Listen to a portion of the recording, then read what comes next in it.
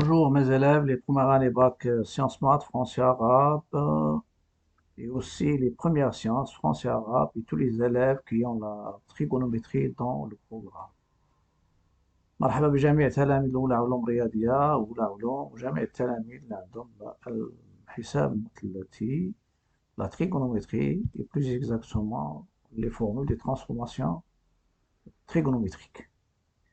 Dans cette vidéo, je vais traiter un exercice d'El-Mofid en maths qu'on va le découvrir après, dans lequel il y a le but c'est résoudre des équations et des inéquations trigonométriques, une équation trigonométrique. Et pour cela, on va utiliser les formules de transformation, c'est-à-dire cosinus, formule de cosinus de la somme, cosinus de la différence, sinus de la somme, sinus de la différence. On va utiliser aussi cosinus et sinus des angles remarquables en se basant sur le petit tableau qu'on peut les construire facilement, des angles entre 0 et pi sur 2. Et on va utiliser aussi des équations trigonométriques particulières, c'est-à-dire cosinus x égale cosinus alpha, sinus x égale sinus alpha. Surtout, on ne va pas utiliser ces tangentes. Et dans les formules de transformation, on va utiliser aussi les formules de l'angle double.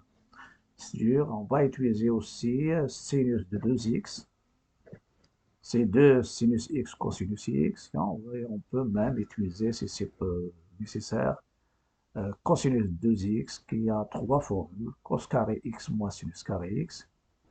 Et cosinus 2x, c'est 2 cos carré x moins 1, et il est égal aussi à 1 moins 2 sinus carré x. On va maintenant découvrir mon exercice d'El-Mofid en maths, première année, sciences maths. Les équations trigonométriques qu'on va utiliser ici, c'est cos x égale cos alpha, sinus x égale sinus alpha. Cos x égale cos alpha, celle-ci, ça va donner, normalement, il y a l'équivalence, donc ça donne x égale alpha plus 2 pi, ou x égale moins alpha plus 2 pi, 2 pi. Le k, elle est dans z, voilà. Et pour celle-ci, il utilise aussi par équivalence, il va utiliser x, les solutions, x égale à alpha plus 2 pi, comme pour la première, ou x égale pi moins alpha plus 2 pi. Et le k appartenant à z. Le k, c'est un entier relatif. On va passer maintenant à l'exercice.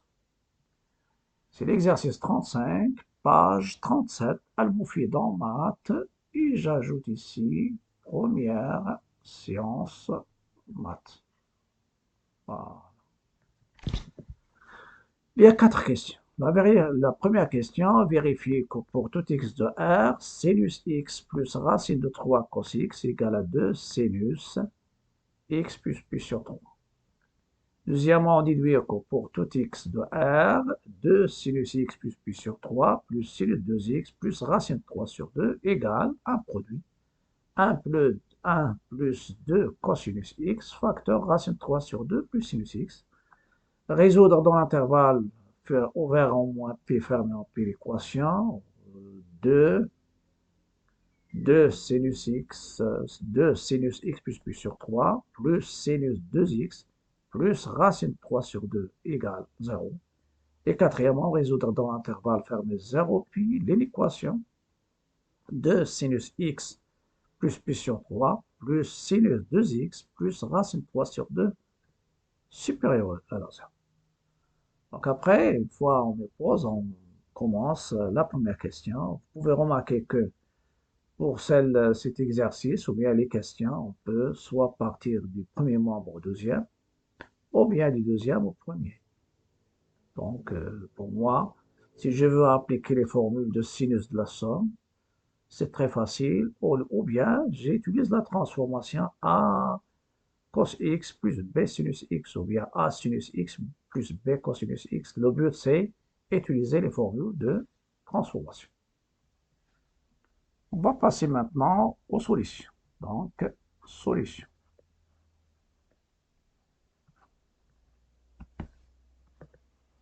Pour les formules de transformation, une fois, c'est-à-dire on peut apprendre facilement les formules de transformation avec l'utilisation. Une formule qui s'utilise souvent, on peut la mémoriser facilement. Et les formules qu'on n'utilise pas souvent, c'est pas facile de les mémoriser. Pardon. Donc, je prends pardon, x appartenant à R, et je vais commencer par, lorsqu'il y a l'égalité, A égale à B équivalent B égale à A, ou bien A moins B égale à 0. Pour nous, on va prendre de sinus x plus pi sur 3, x plus pi sur 3, c'est 2, et c'est utiliser sinus de A plus B. Sinus de A plus B, c'est quoi? C'est sinus de A qui est x, sinus cosinus pi sur 3, c'est sinus cosinus plus cosinus sinus. Donc cosinus pi sur 3 plus cosinus x sinus pi sur 3. Les angles remarquables, pi sur 3 sans sinus, sinus pi sur 3 sans cosinus, c'est 1 demi, et sans sinus, c'est racine de 3 sur 2. Il y a l'autre angle qui est pi sur 6, 60 degrés, sans cosinus, c'est le sinus, et sans sinus, pardon, pi sur 6. Et le sinus de pi sur 6, c'est 1 demi.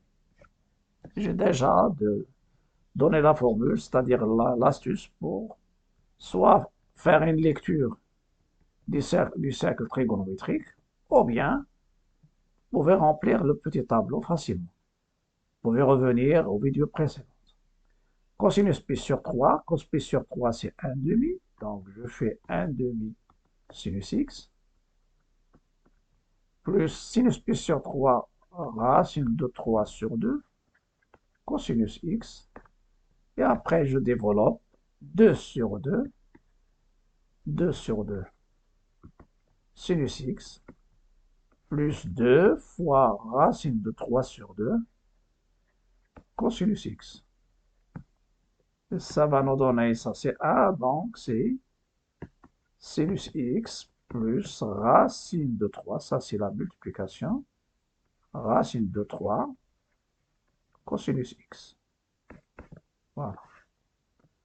Conclusion, donc, pour tout x appartenant à R, sinus x plus racine de 3 cosinus x, le 2 qui apparaît ici, c'est la somme, la racine de a carré plus b carré.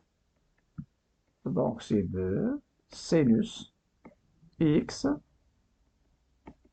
plus pi sur 3. Voilà. Ça, c'est la première question. Je passe maintenant à la deuxième question. Qu'est-ce qu'il nous demande dans la deuxième question? C'est une déduction. Et ce n'est pas une déduction immédiate parce qu'on va utiliser des formules et on va utiliser la question précédente. Donc, on a sinus de, dans ce cas-là, je vais prendre le premier membre, de sinus x plus p sur 3, plus sinus de 2x, plus racine de 3 sur 2, elle est égale. Celle-ci, je vais la remplacer par sinus x, plus racine de 3, cosinus x. Celle-ci. Donc, je peux développer la première et après, on peut revenir donc au deuxième ordre. Vous savez aussi que sinus de 2x, c'est quoi? C'est 2 sinus x cosinus x, une seule formule. Donc, ça va vous donner donc plus 2 sinus x cosinus x plus racine de 3 sur 2. Ça, c'est la première. Je vais essayer de suivre le chemin le plus facile. Et après, je vais développer la deuxième. Plus 2 cosinus. Développer, c'est plus facile que factoriser. Racine de 3 sur 2 plus sinus x. Donc, je développe et je vais voir est-ce qu'il y a l'égalité avec ce que je viens de faire ici. Donc, c'est le 1, donc c'est racine de 3 sur 2 plus sinus x plus 2 fois racine de 3 sur 2 cosinus x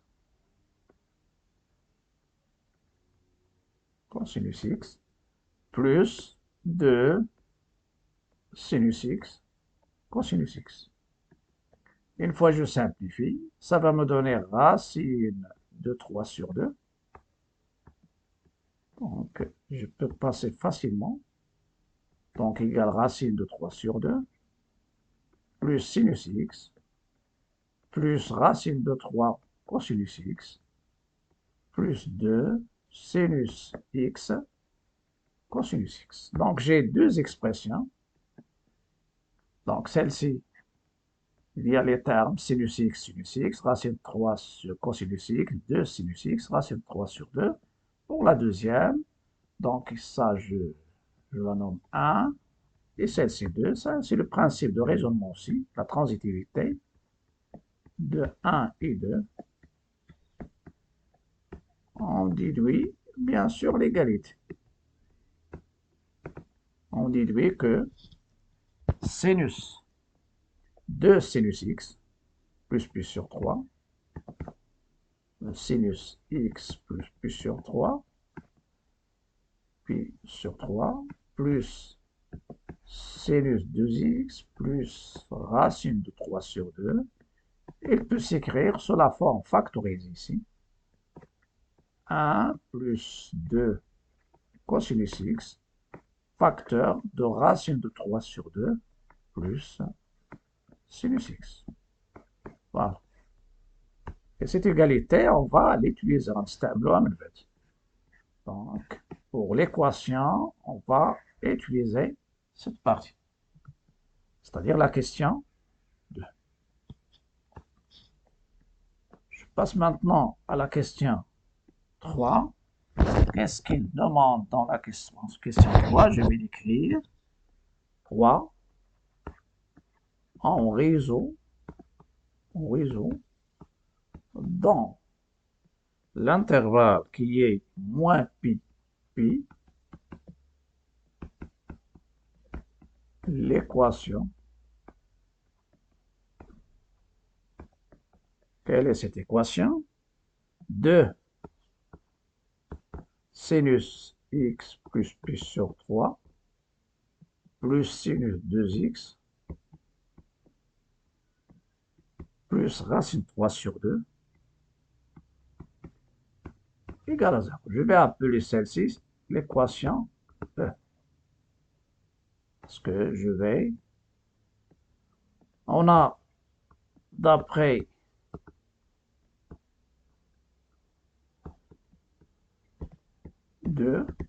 l'équation E, elle est équivalente à...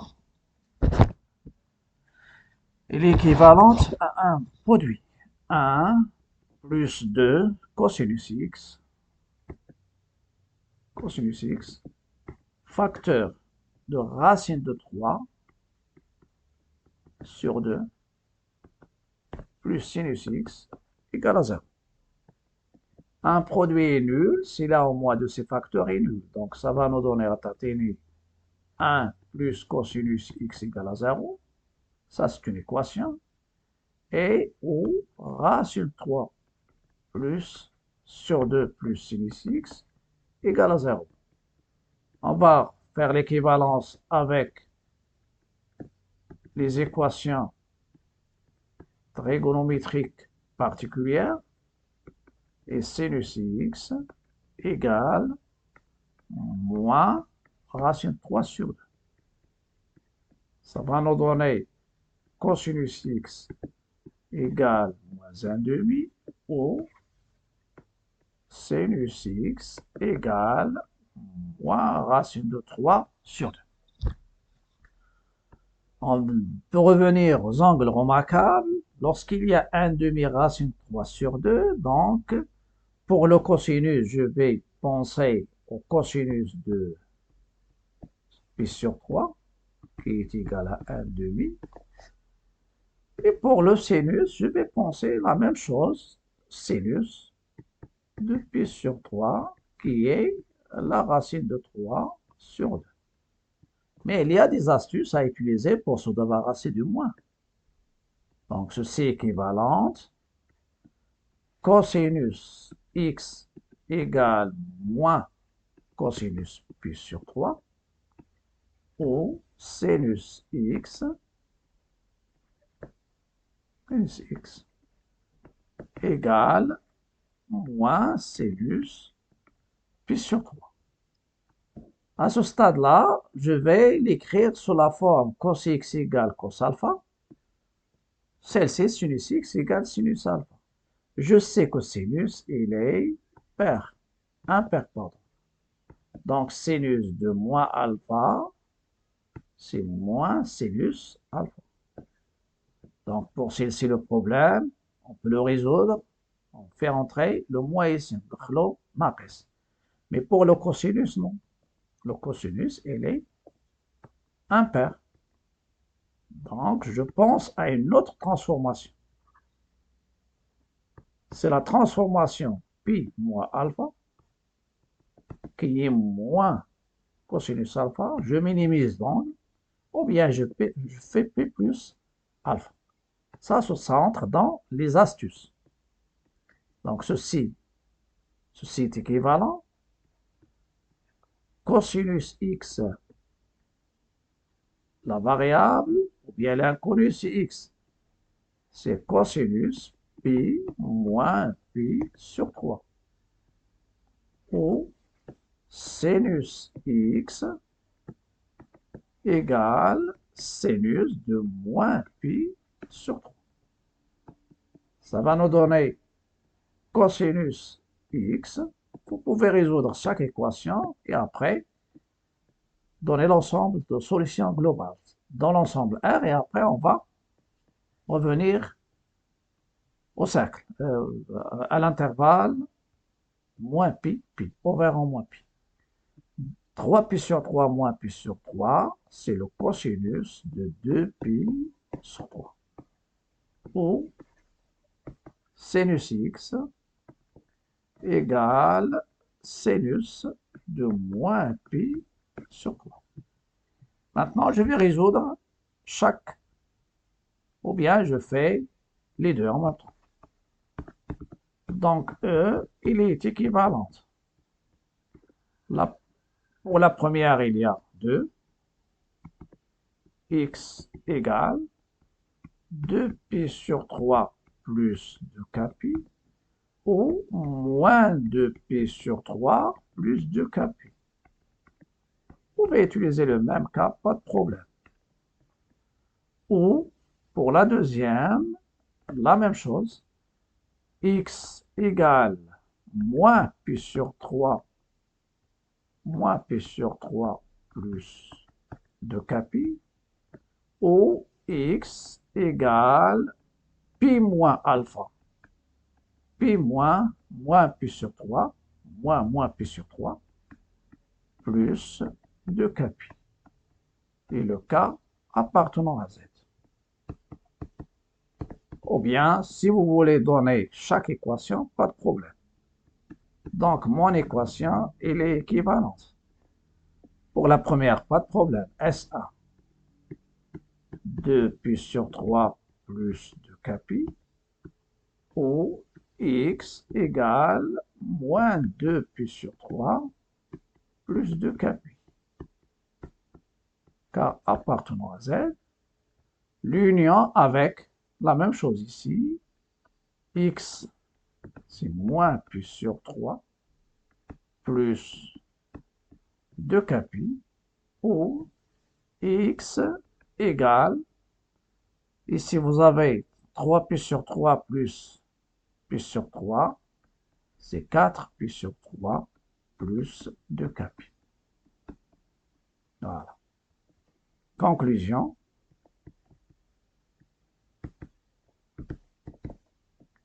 S dans l'ensemble R, ça c'est uniquement dans l'ensemble R, il y a 4 solutions.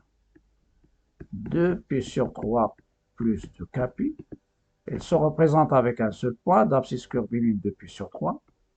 Moins 2pi sur 3 moins pi 2pi sur 3 plus 2kpi. Voilà. Et les autres, ils vont aussi, les deux, ils vont se représenter parce que vous avez plus de kpi. Moins pi sur 3 plus de kpi. Et la dernière solution, c'est 4pi sur 3 plus de kpi, tel que k appartenant à Z. Voilà. Ça, c'est l'ensemble de solutions dans l'ensemble R. Il y a ici une chose que je vais indiquer. Il y a deux méthodes, c'est-à-dire principales. Il y a la méthode d'encadrement et il y a la méthode de la lecture du cercle trigonométrique. Bon, moi, je vais utiliser la lecture du cercle trigonométrique. Donc, pour déterminer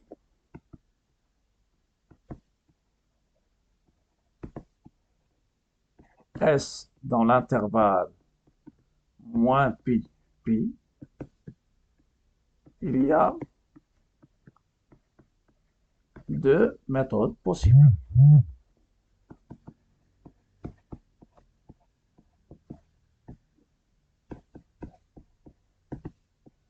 On peut dire même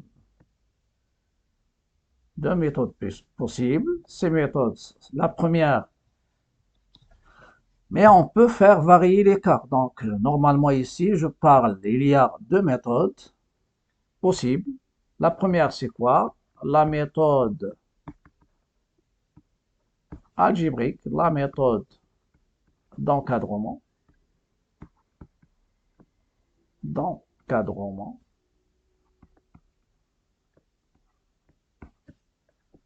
Et ça, c'est la méthode d'encadrement. Et la méthode de lecture du cercle trigonométrique.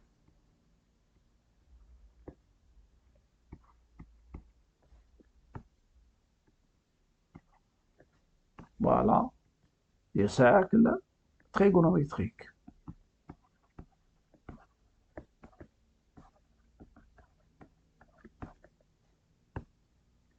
Pour cette dernière, je vais adopter la dernière. Et vous avez le droit. Pour la méthode des cercles, lecture de cercles trigonométriques que je vais utiliser, la méthode de lecture des cercles trigonométriques, la première chose à faire, qu'est-ce qu'on doit faire? On doit représenter les solutions sur le cercle trigonométrique. La première chose, représenter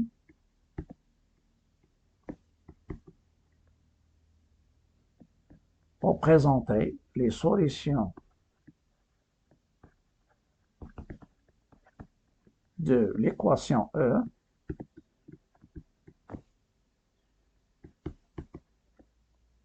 sur le cercle trigonométrique.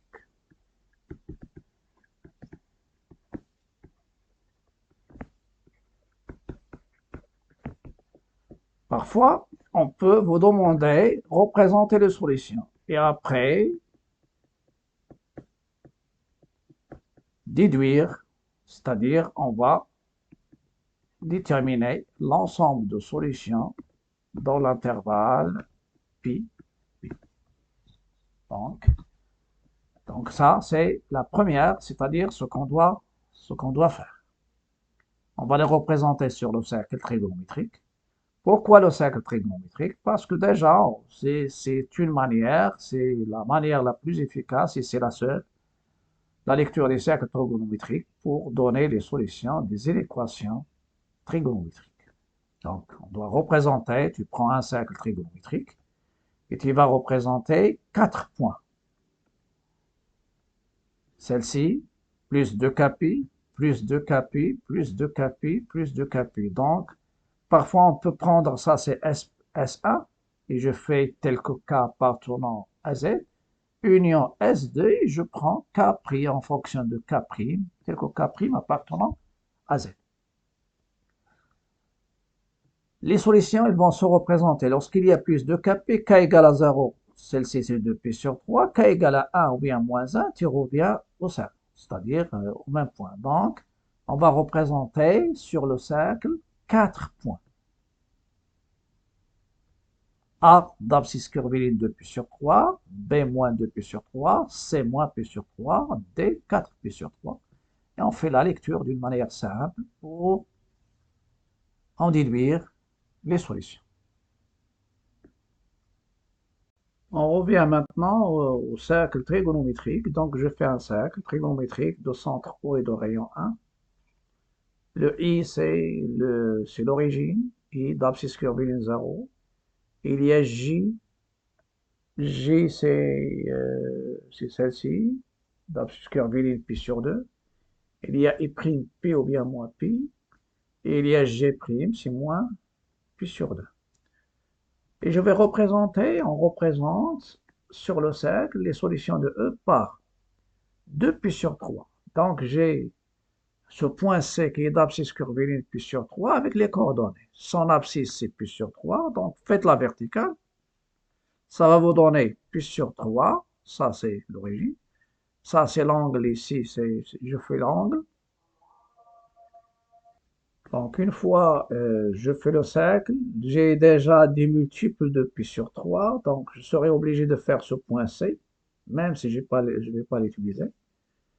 Et par là, je trace la perpendiculaire, elle va couper le cercle au point C, et ici c'est moins pi sur 3. L'angle ici c'est moins pi sur 3, et ici c'est pi sur 3. Et ces deux points, E avec C sont diamétralement opposés, B avec D. Ici, c'est 2pi sur 3. 3pi sur 3 ici. 4pi sur 3, c'est E. 4pi sur 3. 5pi sur 3. Si vous ajoutez normalement ici à celle-ci 2pi, ça va vous donner moins plus 2pi qui est ici, pi sur 3. Ça va vous donner 5pi sur 3. Ça dépend de la lecture, dans le sens positif. Chaque point, il a plusieurs abscisses curviligne. Il y a un seul principal. Donc ici, si je fais la lecture dans le sens positif, pi sur 3, 2pi sur 3, 3pi sur 3, 4pi sur 3, c'est 4pi sur 3, 5pi sur 3, parce que celle-ci c'est confondu avec 5pi sur 3, 6pi sur 3, c'est 2pi, et ainsi de suite. Donc, les 2pi sur 3 plus 2kp se représentent avec le point D. Voilà, je les coche. Moins 2pi sur 3 plus 2kp, bien sûr, k appartenant à Z, c'est celle-ci. Il se représente avec le F, qui est confondu avec E. Et moins pi sur 3 plus 2kp, il se représente avec P. Et vous avez 4pi sur 3 plus 2kp, ils se représentent avec E. Et ils sont confondus. Donc, je fais la lecture à partir de moins pi jusqu'à pi. Donc, moins pi 0, 0, pi. Si je fais 0,2 pi, je fais comme ça. 0, pi sur 2, pi, donc la moitié, 2 pi. Et ainsi de suite. Donc, il faut savoir lire le cercle. Donc, je commence par le point de départ, c'est moins pi. Donc, il y a, donc je fais et je tourne. Je suppose que je suis à un point qui se balade, qui décrit le cercle en partant du point I'. Voilà. On fait la première lecture, je fais la lecture négative. Moins 2pi sur 3. Après, je continue. Je fais moins pi sur 3. Après, je continue. Le 0, le C, c'est pas solution. 2pi sur 3. Jusqu'à pi, c'est pas solution. Je vais ajouter un peu ces solutions normalement parce que c'est très essentiel de lire. Ça, si vous voulez par exemple l'ensemble de solutions dans l'intervalle 0, 2pi, qu'est-ce que je vais faire? Je ne vais pas faire un encadrement. Je commence par ce point-là et je tourne. C, c'est pas, il ne représente aucune solution. Le D, 2pi sur 3. Voilà. Donc, j'arrive à D, je continue. P, c'est pas une solution. J'aboutis ici. Moins 2pi sur 3, j'ajoute 2pi. Moins 2pi sur 3 plus 4pi sur 3. Moins 2pi sur 3 plus 6pi sur 3. Ça donne 4pi sur 3. Je fais 4pi sur 3. Parce que j'ajoute un tour. Je continue. B, qu'est-ce que je vais faire? Je vais ajouter 2pi. Et ça va nous donner moins pi sur 3 plus 6pi sur 3. Donc celle-ci, c'est confondu avec B' qui est 5pi sur 3.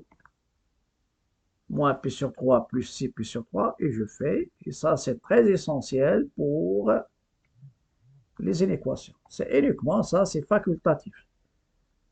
Une fois on fait la représentation, c'est-à-dire sur le cercle, je fais la lecture. Mais ce qui est pour moi, si je fais dans l'intervalle, normalement, moins pi de pi. Si on fait dans moins pi de pi, donc je fais la lecture des points, ces deux points, dans moins pi 0.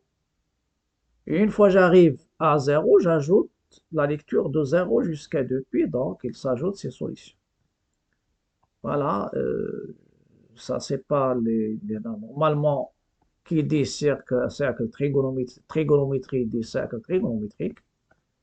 La lecture des solutions, vous pouvez me dire, monsieur, je peux faire la lecture normalement en se basant, je fais pas la lecture des cercles trigonométriques, mais je fais l'encadrement, comme vous voulez. Si vous voulez faire l'encadrement, pas de problème. Vous allez encadrer 4 solutions. C'est-à-dire, première solution, tu l'encadres, ça vous donne les valeurs de K dans Z, avec l'encadrement de K, et puis K dans Z, ça donne les valeurs relatives, et chaque valeur, il donne une solution. Donc, pour la première, ça va te donner les solutions. Deuxième aussi, troisième, vous avez 4, et finalement, vous allez tomber sur ces solutions. Donc, la lecture des cercles trigonométriques, c'est très important. Parce que ici, c'est, pour moi, pourquoi j'ouvre bien sûr cette parenthèse pour savoir lire le cercle. On peut vous donner parfois l'ensemble de solutions dans cet intervalle et il ajoute un autre et on peut ajouter autre solution. Si je fais la solution dans 0 pi, dans 0 pi, je fais le départ ici et je continue. Ça, c'est pas une solution. Il y a uniquement 2pi sur 3. Dans moins pi, 0. Il y a celle-ci, je commence par moins pi, 4pi sur 3, c'est pas relativement à l'intervalle moins pi 0. Donc, moins P0, il y a cette abscisse qui est moins 2pi sur 3. Et il y a moins pi sur 3. Et ainsi de suite. Après, on va passer à la dernière question. On va passer maintenant à la question numéro 4, la dernière. Résoudre dans l'intervalle 0pi l'équation de sinus x plus pi sur 3 plus sinus 2x plus racine 3 sur 2 supérieur ou égal à 0. Cette équation, d'après ce qui précède, elle est équivalente à 1 plus 2 cosinus x facteur de racine 3 sur 2 plus sinus x supérieur ou égal à 0, et cette équation, je vais l'appeler I. On sait que sur le cercle trigonométrique, que le sinus sur 0pi, il est strictement positif. Si je prends le cercle trigonométrique et je prends le point M d'abscisse curviligne, par exemple petit x, ça représente normalement, ici c'est le cosinus, voilà, ça c'est le cosinus x, et celle-ci c'est le sinus x. Lorsque x est entre 0, je prends ici 0, ça c'est pi sur 2, les abscisses curvilignes principales, ça c'est le sens positif, c'est le sens contraire au sens de rotation de l'aiguille de ventre. Et ça, c'est le point I', ce sont 4 points essentiels d'abscisse pi, qui est principal. Il y a moins pi, il y a G', d'abscisse curviligne moins pi sur 2. Si je tourne, c'est-à-dire ici, un quart de cercle, moins pi sur 2. Et si je tourne dans le sens pi sur 2, 2pi sur 2, ça sera 3 pi sur 2. Donc, vous pouvez remarquer que si on est entre 0, si le point M d'abscisse curviligne X appartient à l'arc IJ'. Dans ce cas-là, son cosinus, le cosinus peut être positif ici, ici il est négatif, mais le sinus, elle est positif.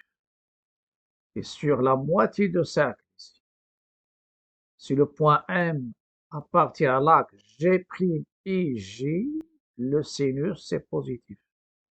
Ou bien on peut diviser le cercle en 3 arcs. L'arc IJ, sinus positif et cosinus parce que ce sont les abscisses, l'abscisse est l'ordonnée, les coordonnées du point M. Donc sur l'arc IJ, si M appartient à IJ, alors le cosinus positif, sinus positif. Si le point M appartient à GI', alors le sinus reste positif, le cosinus il sera négatif dans la partie négative. Et s'il est dans l'arc I', G', le sinus et le cosinus sont négatifs. Et sur G', I, le cosinus positif et le sinus positif. Donc, sur l'intervalle 0pi, le sinus est strictement positif. Et comme racine 3 sur 2 est strictement positif, alors racine 3 sur 2 plus sinus x, c'est-à-dire ce facteur, sera strictement positif. Donc, mon inéquation, elle est équivalente à, bon, si ça est positif, automatiquement, elle est équivalente à 1 plus 2 cosinus x supérieur ou égal à 0, qui est équivalent à cosinus x supérieur ou égal à moins 1 sur 2. Dans ce cas-là, je vais considérer normalement 3 points, c'est-à-dire je vais considérer ce point, les points D et le point E. C'est-à-dire, on va résoudre graphiquement les inéquations. La résolution des inéquations, ça se fait graphiquement. Donc, je vais considérer 3 points en résoudant l'intervalle 0pi l'inéquation cos x supérieur ou égal à moins 1. On a cos de 2pi sur 3, d'après ce qui précède, c'est le cosinus de pi moins pi sur 3 égale moins 1 demi. Et le cosinus de moins 2pi sur 3 égale moins 1 demi. Donc, je vais considérer deux points fixes, D, D', qui sont symétriques par rapport à l'axe des abscisses, et un point M dans l'abscisse curviligne X varie. Là, je vais signaler ces points et je vais chercher. Donc, ça, c'est le point D d'abscisse curviligne de pi sur 3. Et c'est le point E moins 2pi sur 3. Donc, je divise le cercle verticalement. Verticalement. Il y a une partie qui est à droite, une partie à gauche. Et si c'était en sinus, dans ce cas-là, je vais le diviser. Je vais le diviser en deux parties. Une fois j'ai fixé ici j'ai divisé le cercle en deux, c'est-à-dire en deux parties. Donc le cercle trigonométrique, je le divise verticalement avec la droite DE. Il y a un arc ED et il y a l'arc orienté DE dans le sens positif. Maintenant, on va essayer de vous montrer une animation. Vous pouvez remarquer ici que dans GeoGebra, déjà, il y a un point M qui varie normalement. Et ce point M, il y a le cosinus, c'est OH, mesure algébrique, sinus, c'est OH. Si je fais varier le point M, vous pouvez remarquer ici, le point M, lorsqu'il varie, donc il parcourt le cercle, vous pouvez remarquer que le sinus, il dépasse moins 1,5, et après ici, ici, si je prends ici, le sinus, il est inférieur à moins 1,5. Si je continue à ce stade-là, il est égal à moins 1,5. Après, il devient supérieur ou égal, voilà. Supérieur ou égal, du point E, j'allais jusqu'à le point D. Jusqu'à le point D. Donc, pour que x soit solution de l'équation, il faut que M, il parcourt l'arc dans le sens positif, l'arc orienté EM. Et je vais faire la lecture de l'arc, c'est ça le sinus qui est en rouge. Le sinus, il varie ici. Le cosinus, pardon, il varie ici. Et le point M, il va varier une fois je divise le cercle en deux arcs, deux parties.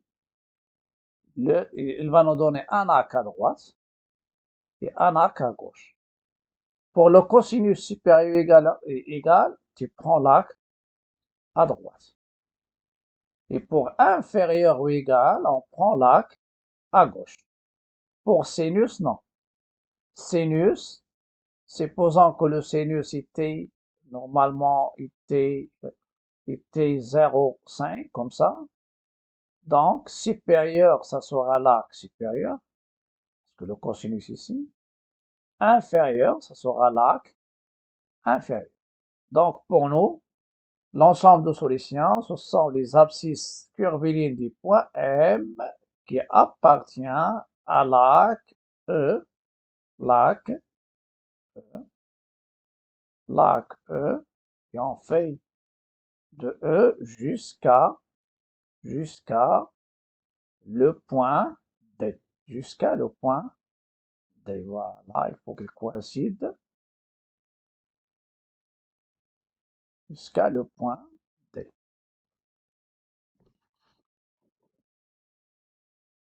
Maintenant, je vais continuer ma réponse. Je dis on considère une fois pour vous, une fois vous avez le cosinus x supérieur ou égal à cosinus alpha, essayez de prendre deux points, une d'abscisse alpha et l'autre d'abscisse moins alpha. si vous avez sinus, il faut prendre alpha et pi moins alpha. Et m d'affixe, c'est pas d'affixe, d'abscisse curviligne, petit x. Donc, les solutions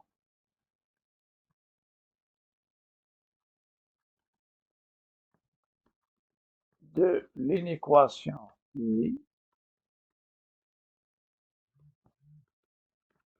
sont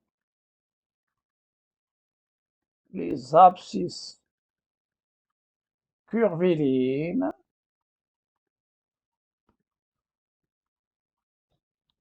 du point M. Il y a plusieurs points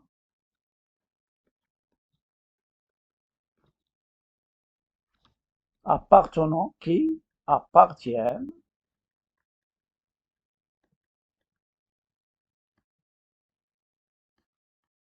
à l'arc orienté. L'arc orienté, je vais revenir à l'arc. Donc l'arc orienté, c'est à partir du point E, il y a là, c'est l'arc coloré. Le point M,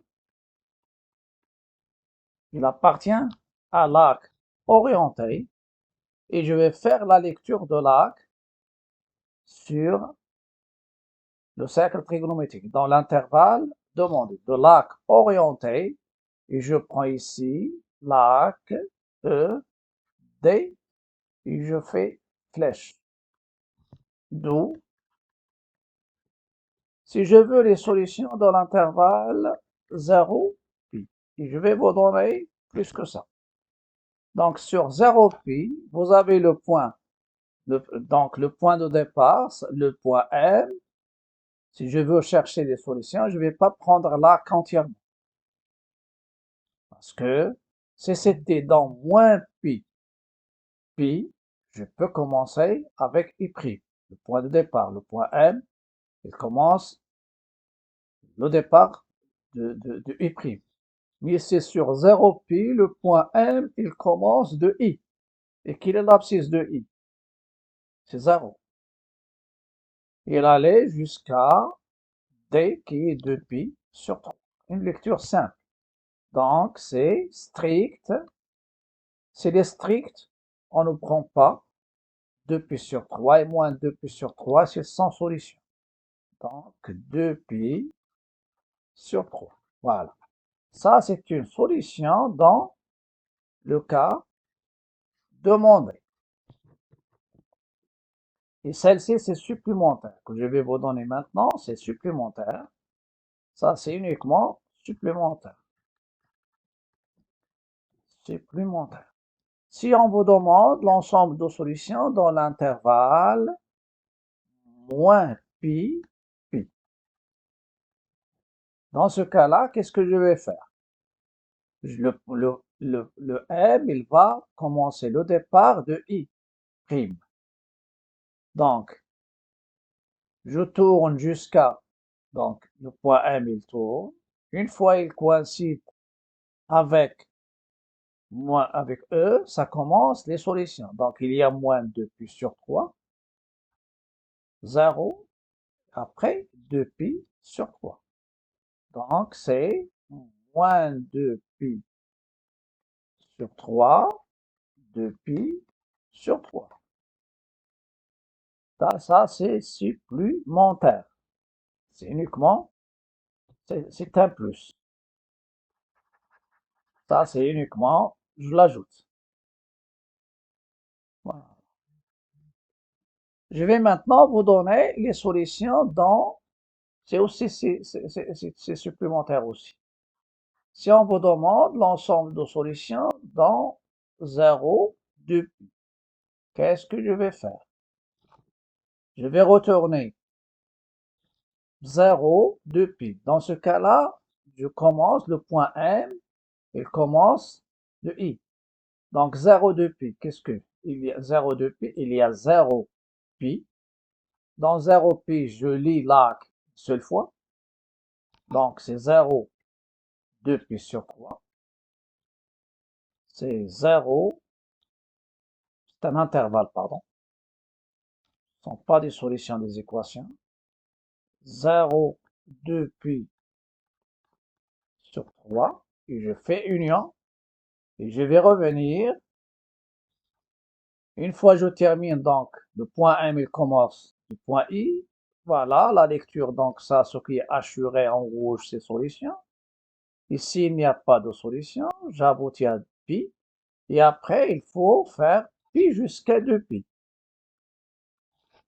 Ce point, moins 2pi sur 3, il coïncide avec f que j'ai déjà utilisé avant. Ajouter ici, il faut ajouter à cette abscisse, ajouter 2pi. Donc 6pi, donc 6pi sur 3 moins 2pi sur 3, ça donne 4pi sur 3.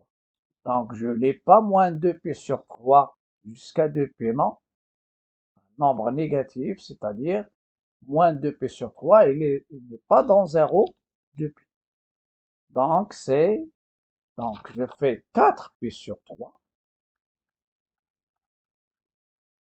et 2pi. Si tu fais ici moins 2pi sur 3, c'est faux. Donc tout ça, c'est supplémentaire. Et même cette question, c'est un plus, c'est supplémentaire. Voilà. Ça sera tout pour cette vidéo. N'oubliez pas de liker, partager, commenter. J'ai considéré ces choses-là, c'est uniquement pour expliquer.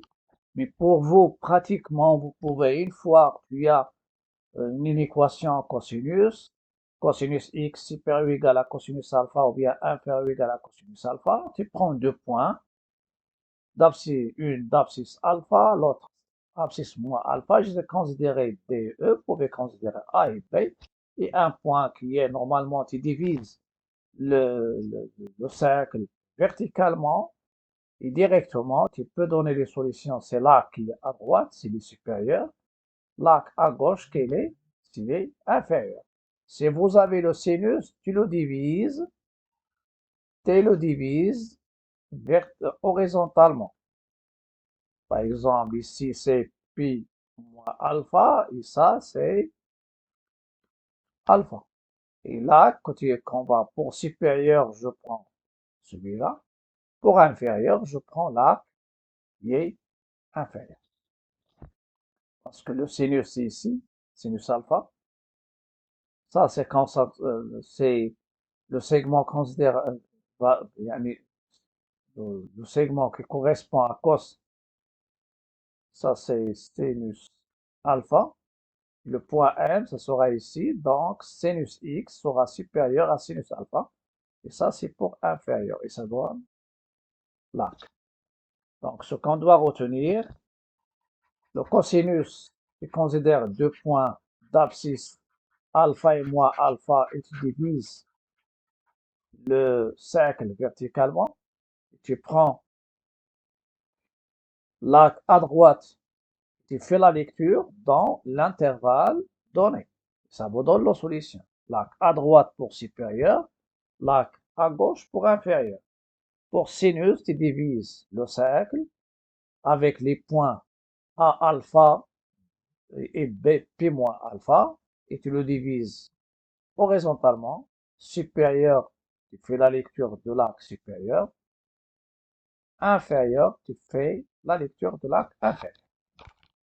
On aura l'occasion de donner encore autre inéquation et surtout les inéquations a cos x plus b sinus x plus c supérieur ou égal à 0 et inférieur ou égal à 0. À bientôt.